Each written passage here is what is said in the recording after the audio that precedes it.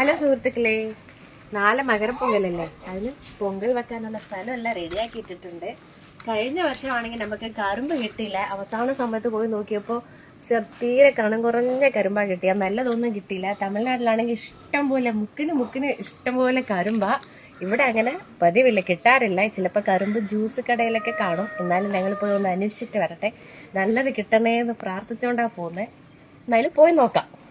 Hello friends, எல்லாருக்கும் வணக்கம். நாங்கள் கரும்பு வாங்கலான்னு வீட்டிலேருந்து கிளம்பினோம். போகிற வழியிலே மழை, கொஞ்சம் தூரம் தான் போனோம். அதுக்குள்ளே மழை வந்துடுச்சு.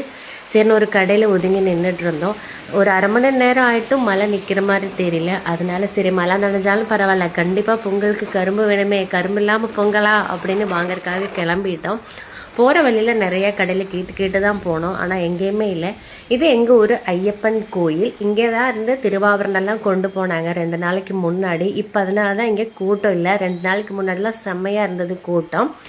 மழை ஆனால் நிற்கிற மாதிரியே தெரியல. இது வந்து எங்கள் ஊர் ஜங்ஷன், பந்தளம் எங்கள் ஊர் ஜங்ஷன். இங்கேயும் 2-3 கடையிலெல்லாம் கேட்டுகிட்டே தான் போனோம். ஆனால் எங்கேயுமே கிடைக்கல.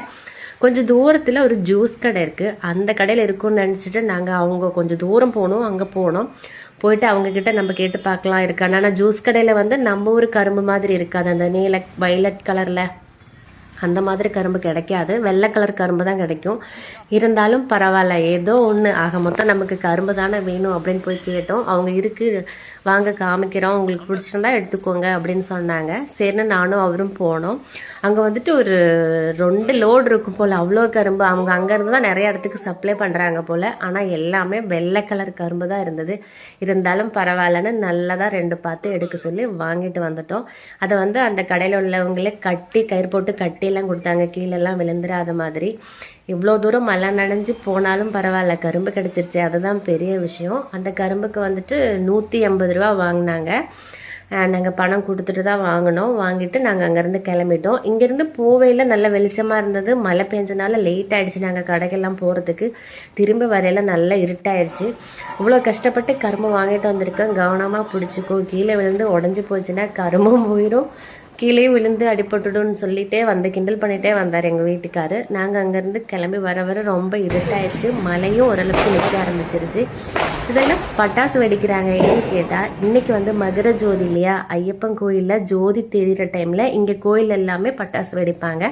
அதை எல்லாமே பார்த்துட்டு அப்படியே வீட்டுக்கு வந்துட்டோம். செம்மையாக இருட்டிருச்சு. குழந்தைங்களும் வெயிட் பண்ணிகிட்டே இருந்தாங்க. இவ்வளோ பெரிய மழை பெஞ்சிச்சு, அம்மாவையும் அப்பாவையும் காணமே அப்படின்னு. நாங்கள் எப்படியோ வந்து பத்திரமா வீட்டுக்கு வந்துட்டோம்.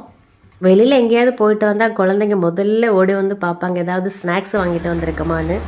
உள்ள மழையெல்லாம் நனைஞ்சு கரும்பு மேடிச்சோட வாங்கணும். கரும்பெல்லாம் கொண்டு வச்சுட்டு வெளியில் போய் பார்த்தா, நான் காலையிலேருந்து கஷ்டப்பட்டு சாணிலாம் போட்டு கூட்டி காய வச்ச இடம் மழை நனைஞ்சு மொத்தம் தொப்பையாக போயிடுச்சுங்க. நாளைக்கு பொங்கல் எப்படி இருக்குன்னே தெரியல.